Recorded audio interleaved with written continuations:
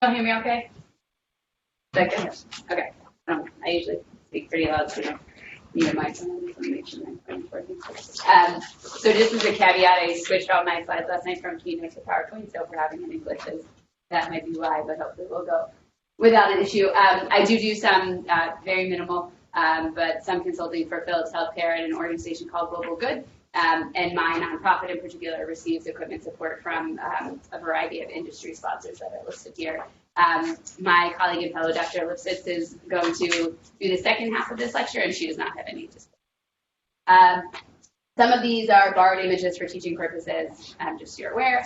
And I'm going to start today by talking to you guys about ultrasound for pneumothorax. Mindy is going to talk to you then about ultrasound in the context of pneumonia, edema, and effusions. And I think from my perspective, pulmonary ultrasound is one of the easiest applications for new users. How many people in this room already incorporate ultrasound into their practice ever? Okay, how about on a regular, like on a daily basis? Okay, so most people, it sounds like some people have some exposure, but not ever on a day-to-day basis. How many people are doing pulmonary ultrasound in their practice right now? Okay, how many are interested in pulmonary? Okay, just tell me that for the purposes of this lecture. Thank you. So I think if you're thinking particularly in a kind of field-based context, again, I work in research-limited settings a lot where ultrasound is really our diagnostic imaging modality of choice. And I think if you're literally on a field or if you're in an office when you don't have access potentially to an X-ray or to CT, then ultrasound can be a real game changer in making decisions at that point in time or sparing a patient radiation or transfer for further imaging.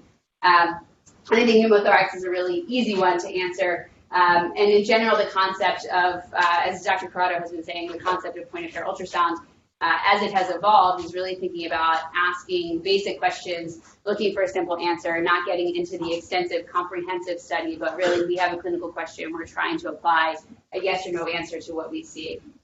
And in the context of pneumothorax, you're thinking, is there sliding of the lung or is there no lung sliding? And that's really the simple question that I'm going to discuss right now.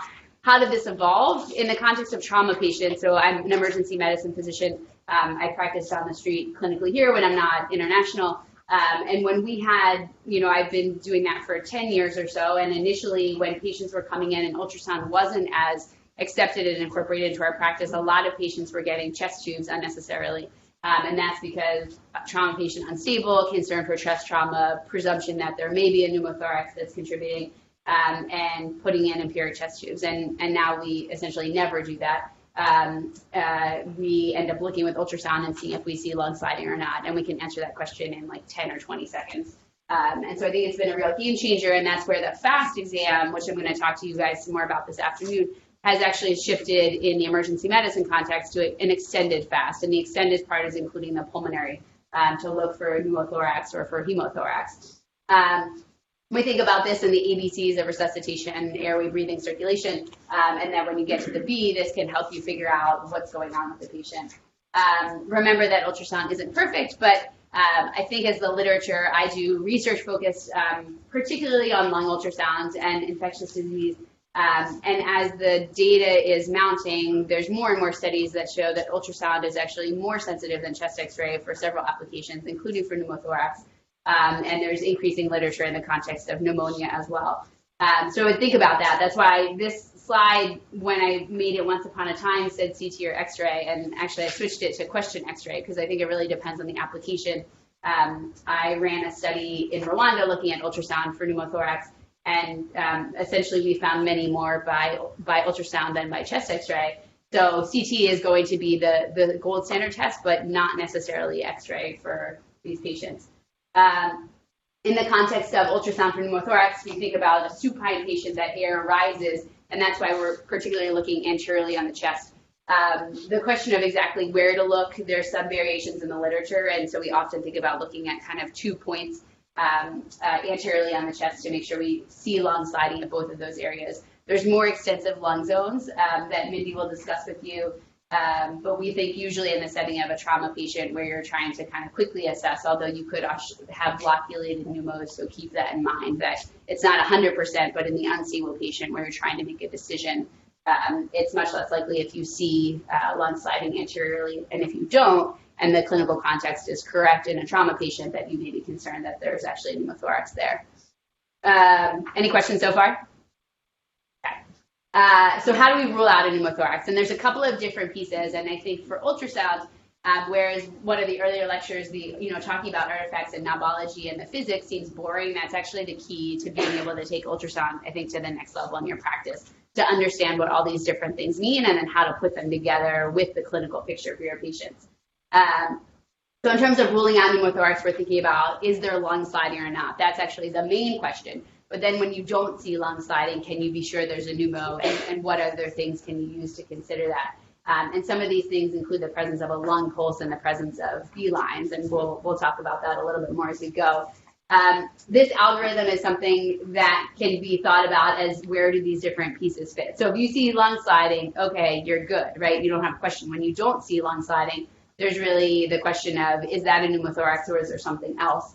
Has anyone heard of B-lines?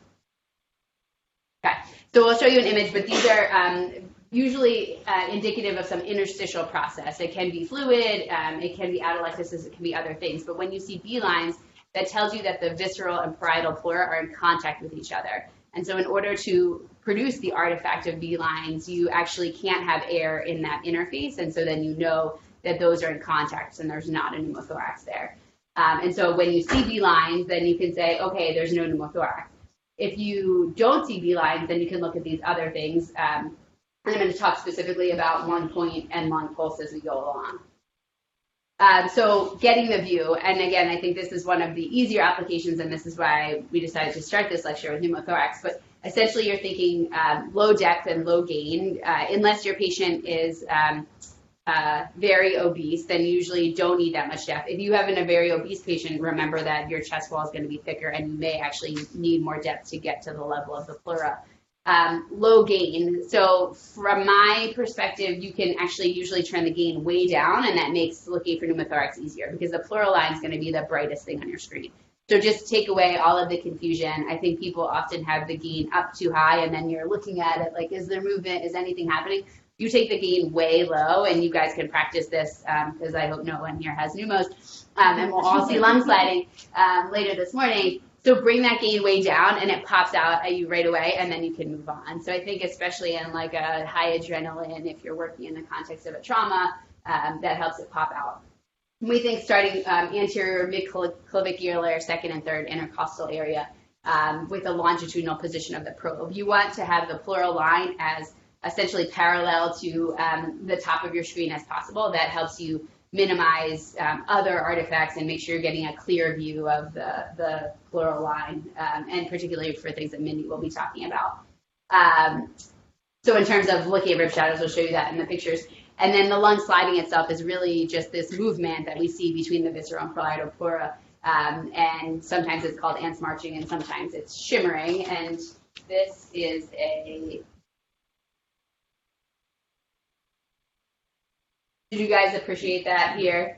That we see here, this either we call ants marching. Here's my PowerPoint keynote issues. So this is the pleural line right here. And you can imagine if you turn the gain down here even more, that would pop out even more, and you wouldn't have any question about that movement. Everyone appreciate that? Questions? How about here? What do you think? So pleural line up here, right? Thinner patient. And then what's going on here? Do you think we have a pneumothorax or not? You see sliding? No. Okay. So we don't clearly see sliding. So do we have a pneumo or not? Maybe, right? We're concerned now. There may be, there may not be, and there are other reasons. In the right clinical context and you don't see anything else, then yes, you would be concerned. A brief word about M-mode. This is something that in the context of saving still images, most of the time in point-of-care ultrasound, particularly in emergency medicine, we end up saving clips of everything, and so we don't use M-mode that much. I rarely use M-mode in assessing for pneumothorax, but if you're doing something where you have to just save images or you need to print something out or a snapshot, then M-mode is something that can help you basically show evidence of a pneumothorax in a picture, because we're looking at movement, so how do you do that? So then, have you guys heard of M mode before? So M mode is looking at motion over time on an ultrasound. And so straight lines, I think just going to the example gives you the best idea of it. So this is what we call a barcode sign, where you essentially aren't seeing, this looks similar. This is the chest wall here. Here's your pleural line, this hyperechoic right here. And then this is below the pleural line. And you see how this looks fairly similar. There doesn't seem to be a lot of movement along that whole area. And that's saying that there's no lung sliding there. Versus this one where here's your level of the pleural line here, and here's your pleural line corresponding in your motion over time, and you see no movement at the chest wall, and then you see movement below the pleural line.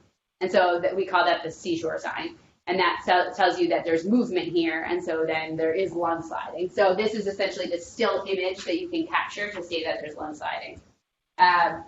In terms of B-lines, this is an image of B-lines as I talked about it. These are these reverberation artifacts that go actually all the way down the screen. Mindy will talk some more about this during her portion of the lecture, but if you see B-lines present, you have ruled out an pneumothorax. You cannot see B-lines if there is air between the visceral and parietal pleura. A-lines, people heard of A-lines before? So A-lines are also these evenly repeating reverberation artifacts that we see here. They're evenly spaced, coming from the pleural line. And this is because, remember, as I was saying, that the pleural line is the most hyperechoic thing on your screen there, other than if you're maybe getting the kind of bony cortex of the rib. And then that it kind of confuses the ultrasound machine, and that image is sent back and forth at different intervals of time, but the same interval. So that's why, in order for it to be an A-line, it's evenly repeating.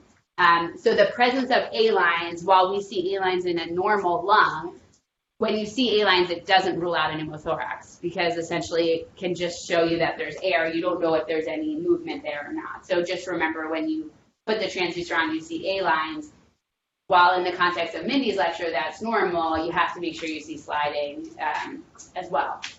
So if a patient doesn't have lung sliding and they don't have B-lines, there's a lung point that we're going to talk about next. The question is, the lung point is something that tells you that there is a pneumo here, that you can see the transition actually from where there's lung sliding to no lung sliding. So this is pathognomonic for a pneumothorax, because in the same intercostal space, you essentially see rib, you see lung sliding, no lung sliding, and rib, and I'll show you a picture of that. You can also use lung point to try to map the size of a pneumothorax. Probably will be less relevant, but if you're in an office setting and you see something or you're on the field, then you can take a look and see actually how far does this extend. Is this a really large one, or is this actually just a small apical pneumothorax?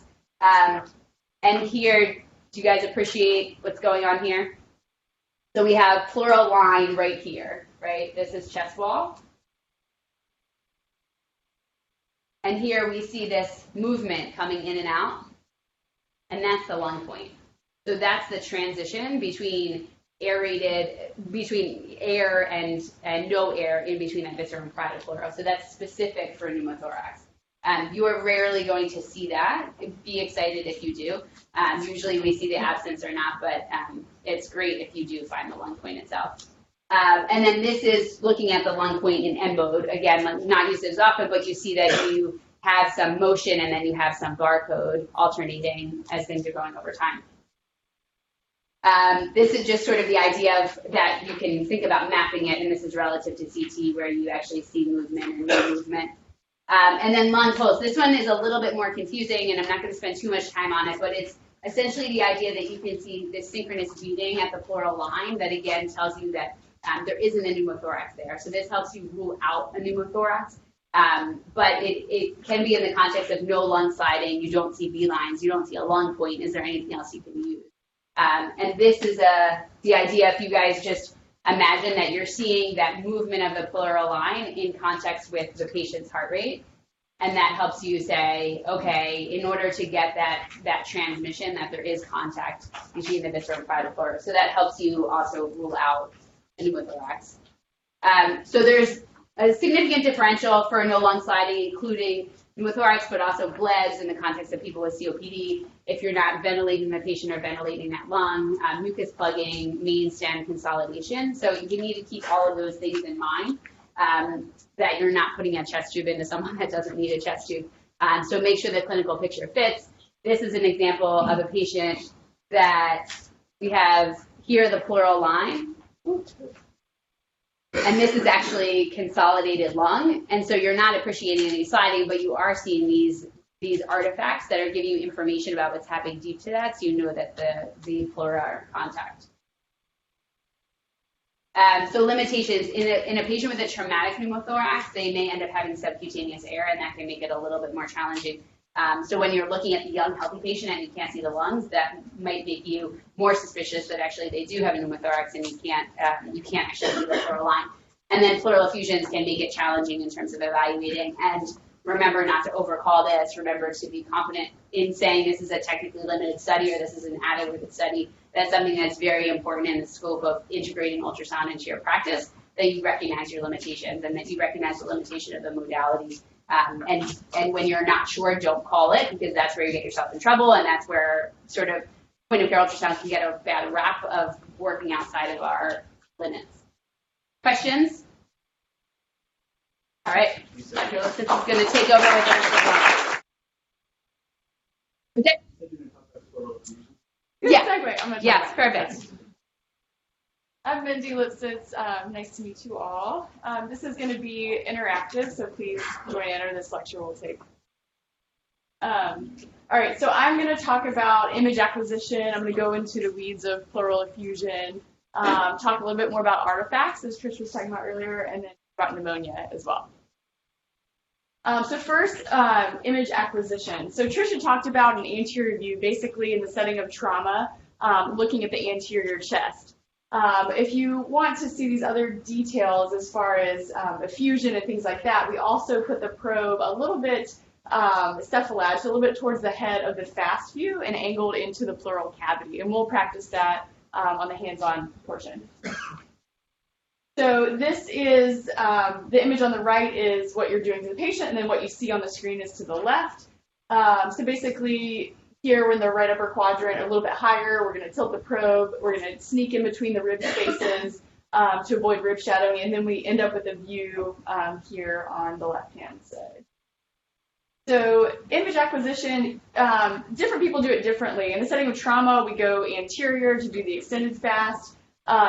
And depending on what we're looking for, we can either start anterior if we're looking for B lines, or in the setting, like I said, of pneumothorax or trauma. We can start with this posterior view if we're looking specifically for effusion or for consolidation. But the important thing is that we're going from apices to diaphragm.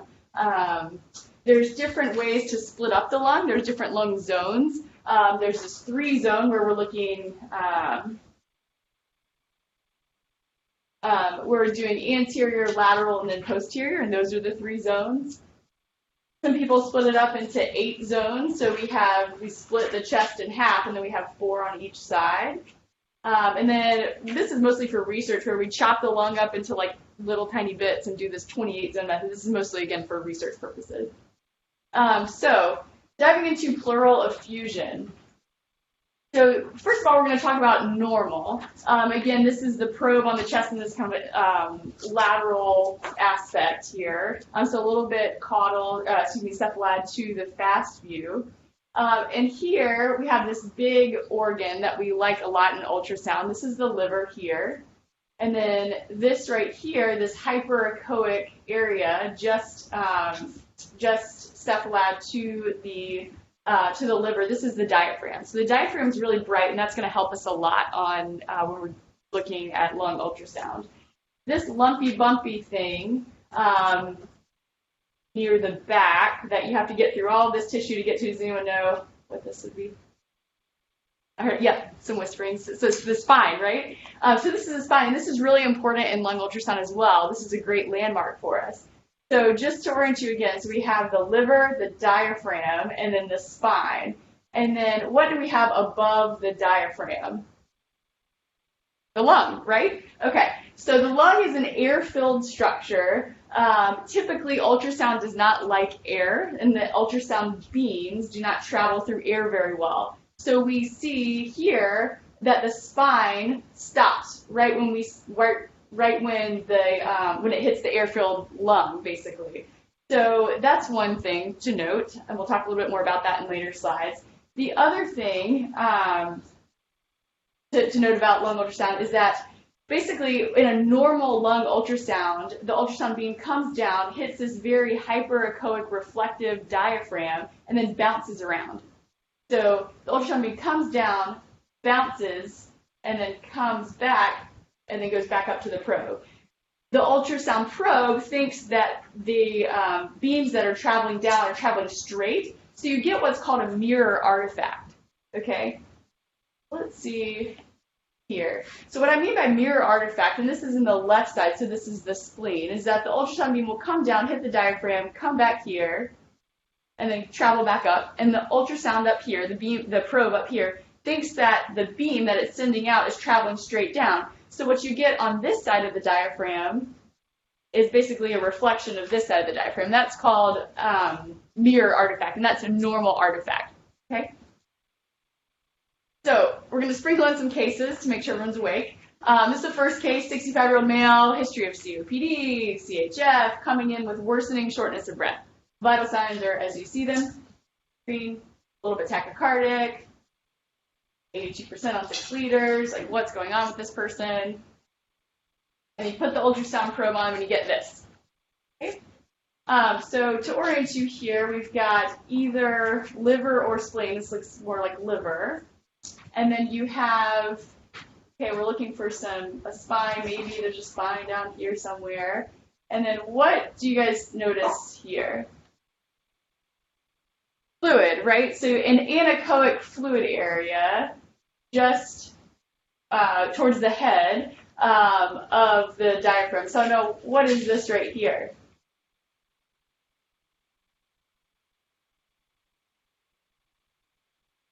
So good thought. This is actually the lung. This is the lung tissue, and then this right here, as you guys mentioned, is the fluid. This is the effusion. So one thing I wanted to point out with this slide is that though the diaphragm is usually really, really bright, don't be fooled, because when you have an effusion, also the edge of the lung can be very bright. So you could see yourself, if you're in a rush, putting the probe on the patient saying, oh, this is, this is the diaphragm, and is there some perihepatic fluid? And that's not the case. So just something to note here. Okay, this right here, what is this? Okay, I'm going to orient you a little bit. So this right here is the liver, or spleen, I suppose. And then you can't really see the diaphragm. And then we've got this. I have this very large pleural effusion here. So I have this anechoic area cephalad to the diaphragm, and it's allowing me to see through, the fluid is allowing the ultrasound beams to travel through it, so I can then see the spine. Does that make sense? This is what we call a spine sign. So for pleural effusions, we look for these things. We look for the spine sign, this anechoic area above the diaphragm, and again, don't confuse lung collapse with diaphragm, because both can be bright, as we saw in our patient who came in. And the diaphragm, remember the diaphragm always hugs the liver tissue. Any questions about that? Some more examples of a spine sign. So here you have the spine extending. You see this anechoic area. This is some atelectasis or part of the lung tissue. And then you see this bright area where you see where it's important to not confuse with diaphragm, basically. This right here, what do you guys see?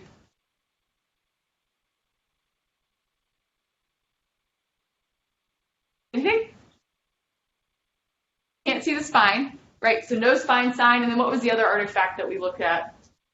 Mirror artifact. So we've got mirror artifact. This kind of resembles some hepatic tissue here. And then we don't see the spine. Those are very reassuring, right? This is normal. I just wanted to keep you guys awake. So it just in comparison, you can tell the difference, right? Here's yet some more spine signs here. This we'd be concerned for a consolidation, right? Because we see the spine traveling through whatever's going on here, and typically ultrasound does not like air, and we would not be able to see that. So we're concerned that there's some complex effusion going on here. this as well, you can see here, this is not normal lung parenchyma or lung tissue, because again, we see the spine under it. So just in words so that you have it on your slides, basically a spine sign does not equal a pleural effusion or fluid present. It just means that you are able to conduct ultrasound waves through the hemithorax. So this can be present in the setting of a pneumonia, a pulmonary contusion. Masses can do this as well. A diaphragmatic hernia, which would be really cool if you picked up on ultrasound. And then any presence of tissue that will, again, conduct sound through the hemithorax. An absence of the spine sign does equal usually an absence of an effusion. Okay. And again, in talking about complex effusions, these are effusions that are loculated effusions with internal septae. This is important in saying of, if you are trying to drain something in your clinic or on the field and you see something that looks loculated and very complex, you're not going to necessarily be successful in draining that fluid. And then another thing is that complex effusions can appear like a whiteout on chest x-ray, so this is another plug to use ultrasound. So here, this could use a little bit more gain, but we see here's diaphragm here, and this is liver or spleen here. This is the edge of the lung, and then you see this kind of these little bits in there. So this, I would say, is more of a complex effusion. It's not that anechoic, nice, homogeneous-looking fluid. This might be pus, actually, when you stick your needle in there. This is all loculated septae. You can see kind of the septae here, and this is an effusion that's been going on for a while, probably more abscess or edema. So, and then just to touch, I know Trish already talked about this, but an anterior chest wall image, a fluid can track anteriorly and be seen when you don't expect it. So if you have a hemothorax or a large effusion, you can see a fluid above the pleural line, just deep to the ribs. So here, this is the view that Trish was talking about in the setting of an extended fast. So now you're anterior on the patient's chest wall. Here you have the pleural line here, and then you have this anechoic area. So this is probably a large effusion of some sort, or hemothorax, or depending on your clinical context. So you can be surprised in terms of if you start anteriorly and you see this, you really want to scan the rest of the patient. Okay, we're going to talk about some artifacts. So we touched on this a little bit earlier, B lines and A lines.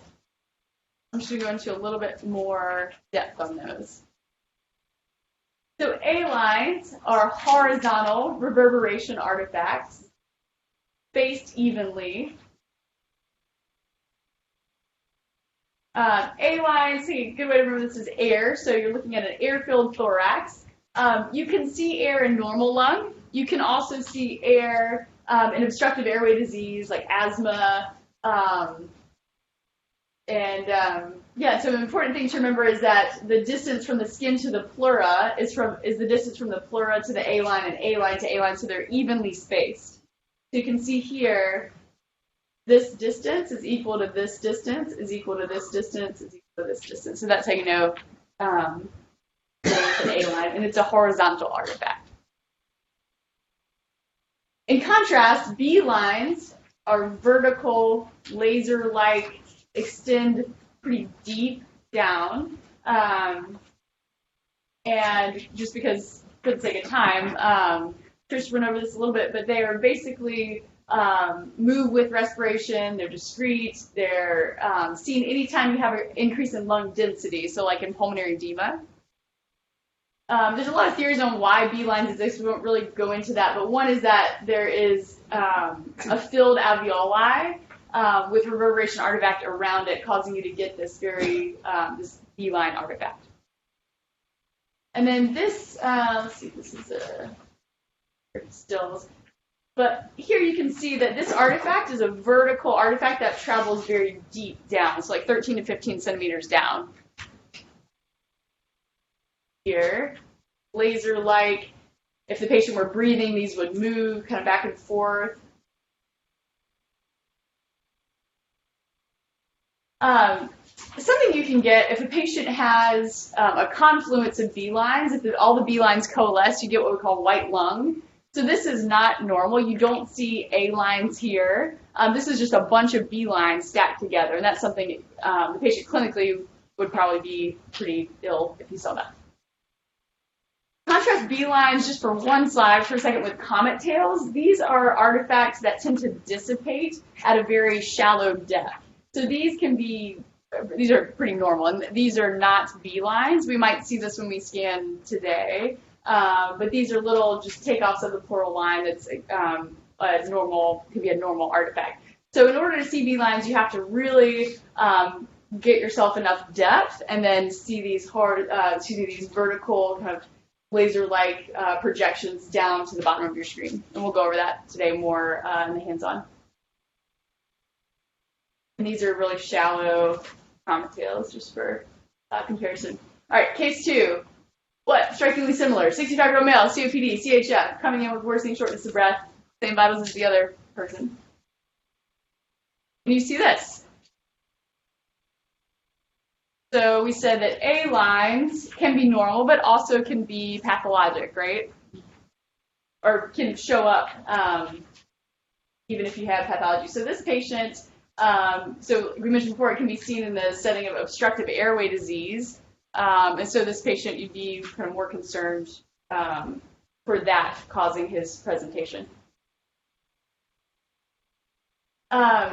Focal versus diffuse B lines, I'm just talking about this really briefly, but this can help narrow your differential diagnosis. So if you have focal B lines, you're concerned about a focal process like a pneumonia or a focal atelectasis or contusion in the setting of trauma. Diffuse B lines, you'd be concerned about a more diffuse process like ARDS, interstitial lung disease, if you're at altitude, high altitude pulmonary edema, volume overload, or just general pulmonary edema.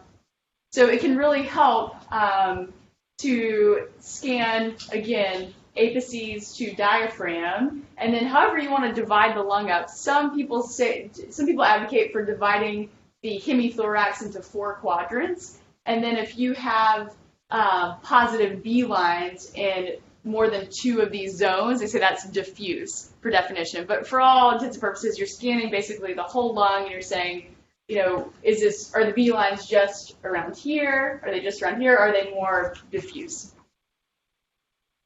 Some other important B line points. The sicker you are, the more likely you are to see B lines diffusely and also anteriorly. Because if you think about it, fluid usually in a supine position will be in the back there. And so if you see fluid all the way up anteriorly in a supine patient, they're probably going to be sicker. So, and then also this is dynamic. After you give a patient either non-invasive ventilation, hemodialysis, or Lasix, these B lines will resolve. So this is something they're sitting in your office, and you see, marked pulmonary edema with diffuse B lines. You give them Lasix. You can dynamically monitor them by rescanning them. So other causes of B lines, ARDS, pulmonary fibrosis.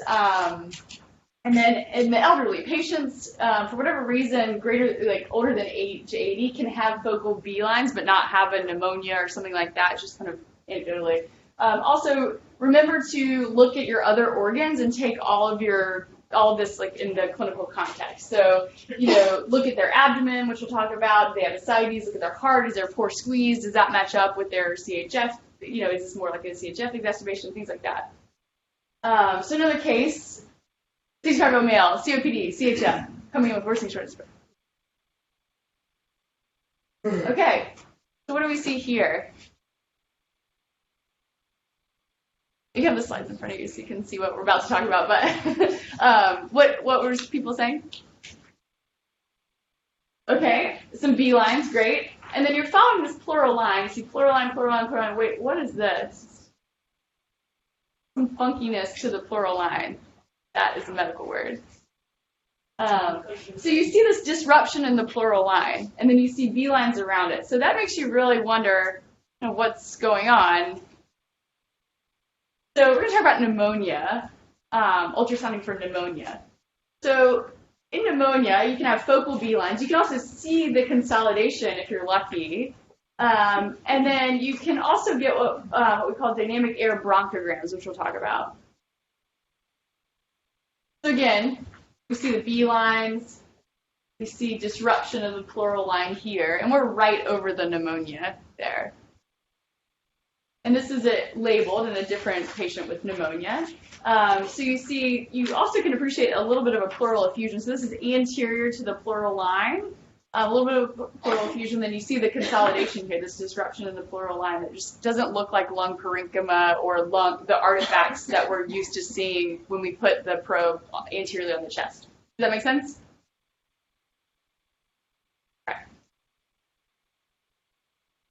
Here are some other, just another example, basically. So we see the pleural line, we see some A lines around here, and then we see this lung consolidation here. So air bronchograms are consolidated lung that surrounds small airways. So you have this air-filled bronchi being made visible by the opacification of the surrounding alveoli that's filled with gunk, right? So this is usually a pneumonia. So let me just back here. So we see right here, we see the surrounding tissue we're calling pneumonia here that's trapping the air in the alveoli, and we see this air bronchogram. So that can also help us determine whether or not there's a pneumonia.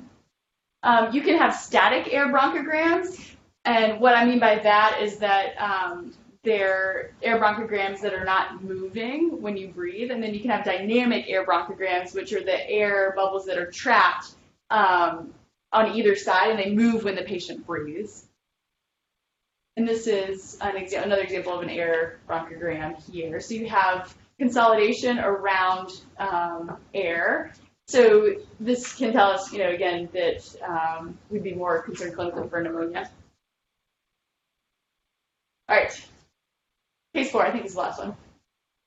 Same case, same guy. Hopefully different guy because it's unlucky. All right. What do you guys see?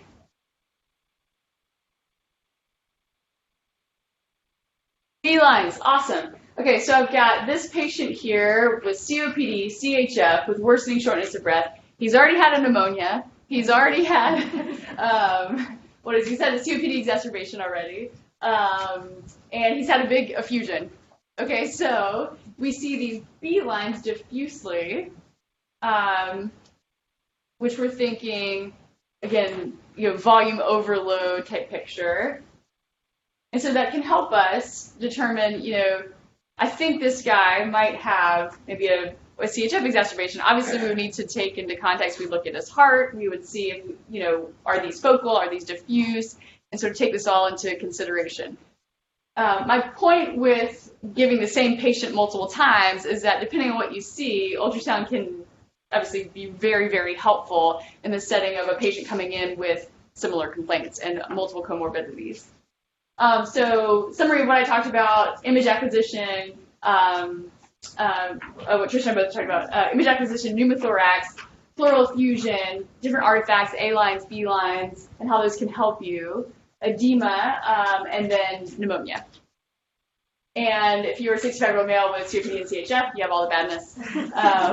But the important point, and the salient point, is that it has to match your clinical picture and your clinical context.